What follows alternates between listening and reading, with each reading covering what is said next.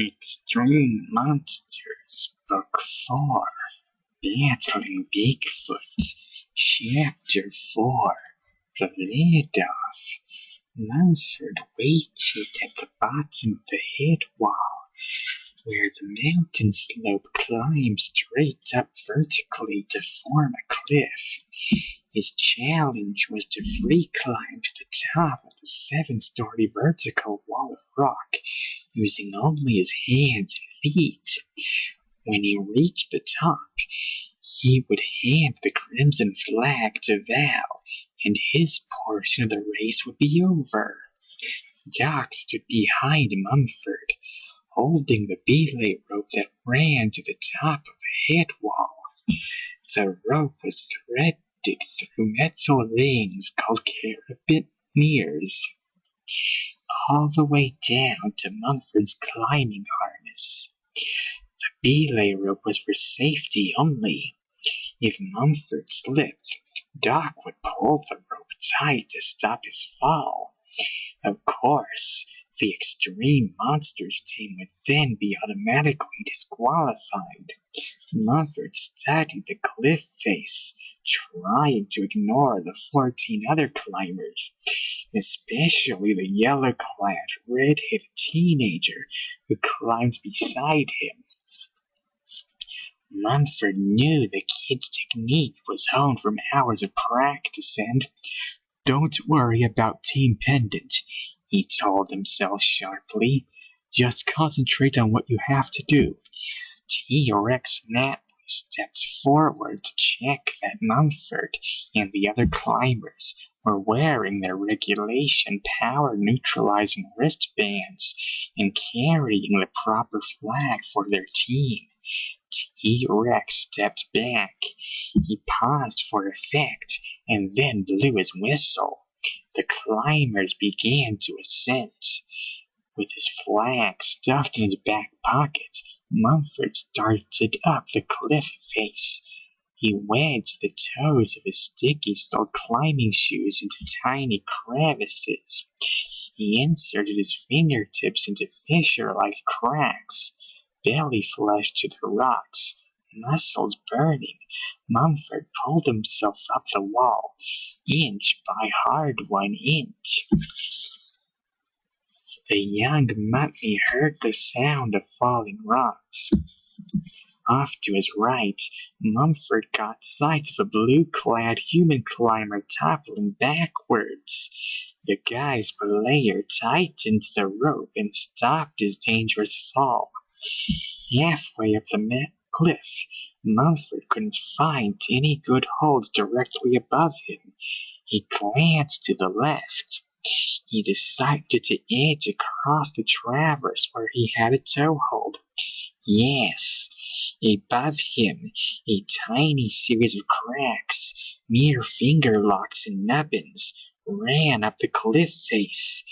The mummy wedged 3 fingertips of his left hand into the first tiny crimper, raised his right foot, and placed it on the nubbin. Slowly, Mumford shifted his weight. Suddenly, his right foot broke free with a rattle of rotten rock. For a second, he dead hung from his fingertips, heart hammering. "It's okay," he told himself. "I'm not going to fall." As Mumford felt with his right foot for a pocket in the rock, he spotted a flash of yellow out of the corner of his eye. The Team Pendant climber moving steadily up the wall. Something about his smooth confidence gave him away. The Pendant climber was totally dialed. He didn't miss a grab.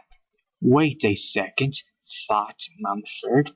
"This kid has climbed this route before." The climber moved like an athlete who knew the course and had mapped it for greatest speed. "No surprise here," he thought. "After all, the kid's boss owned the mountain." Mumford resumed his climb. He was more than halfway to his goal. Speed was important, he knew, but reaching the top was paramount. If he failed to do that, his team would be disqualified. Behind him, he heard another climber tumble free, and a second team was out of the running, almost before the race had begun. Several minutes later, a third climber lost his balance and fell. "That's odd," thought Mumford. He was starting to wonder if some of the rocks had been deliberately loosened.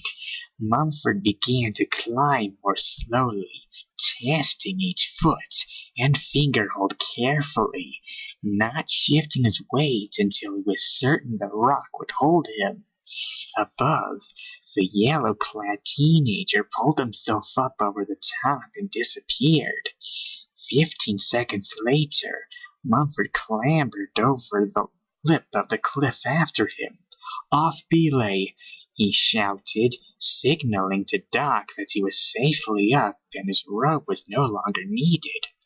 An official watched as Mumford raced toward Val, who was poised on his mountain board, ready to shove off. "Good time," Val called. Mumford managed a small grin as he yanked the red flag from his pocket and pushed it into Val's hand. His muscles were burning, but he had done it. "Go!" shouted Mumford. "You can catch Clem." And then, "Be careful, Val. Team Pennant's not playing fair." "Newsflash, call in the media," thought Val as he shoved off down the mountainside. In places, the slope was steep and sharply angled. Fine, dusty earth lay thick in some spots. In others, wind had scoured the bedrock bare. Downhill mountain boarding required speed and big curves, and Val had to balance recklessness with finesse as he sped down the slope. The half-vampire jumped high off a berm and spotted Clem's line below, his yellow shirt and helmet bright against the dusty brown of the hillside. He was carving back and forth, steering a slow but deliberate course, kicking up dust in the loose, dry soil. Was Clem playing it safe, Val wondered, or deliberately avoiding known pitfalls? Clem looked back at Val and grinned nastily. Val's board slammed into an outcrop of solid rock, but he didn't fall. He rode the rocks for a few seconds, then jumped high. Val landed running straight downhill. He was catching up fast with the slow-moving pendant boarder. Val vaguely registered that other boarders were behind him right now. Other teams had made it to the second leg of the race, but Val was focused on what lay ahead. Suddenly, he heard cries of alarm. He glanced back.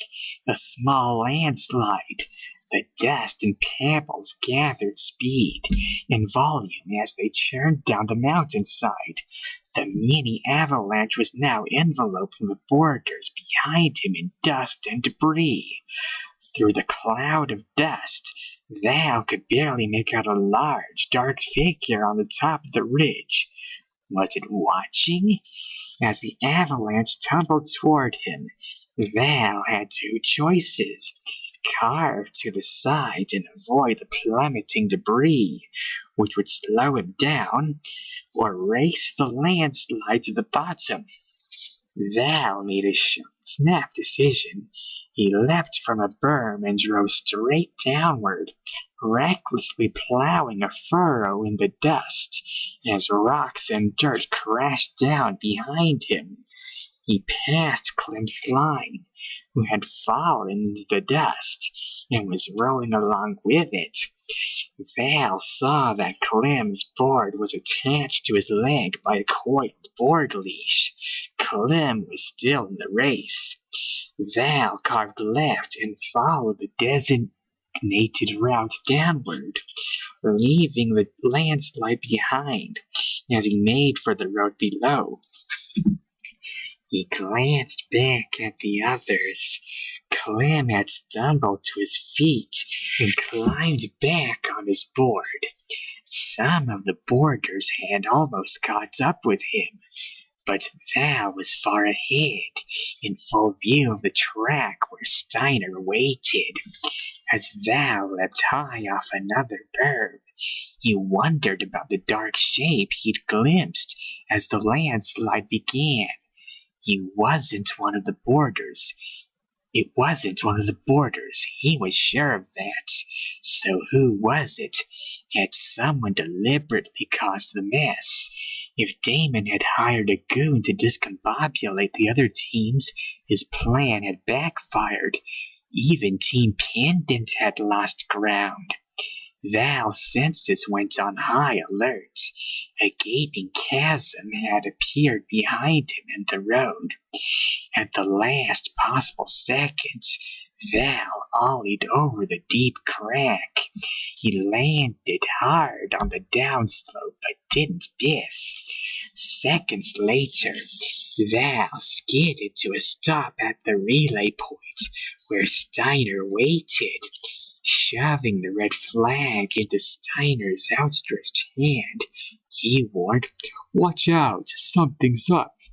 "With Team Pendant, like that's a surprise," Steiner said, as he took off on his dirt bike down the dusty track.